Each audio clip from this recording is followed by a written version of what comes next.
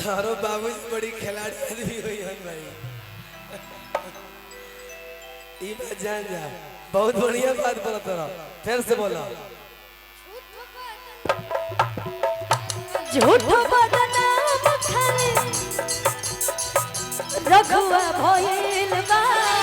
झूठ बदनाम रघुआ गगनवा भइल बा। सारा बीत सारा जमाना भइल बा।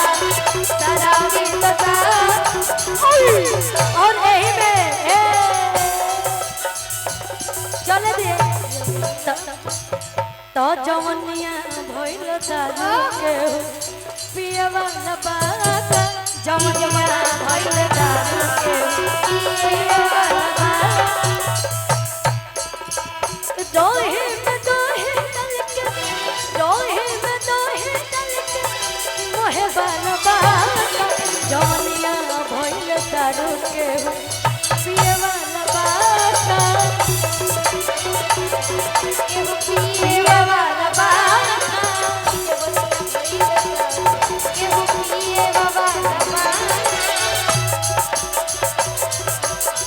पिए वाला बात जवनिया भइले दारू। पिए वाला बात जवनिया भइले दारू। केहू पिए वाला जवनिया भइले दारू। केहू पिए वाला जवनिया भइल दारू के पिए वाला। जवनिया भइल दारू के पिए वाला।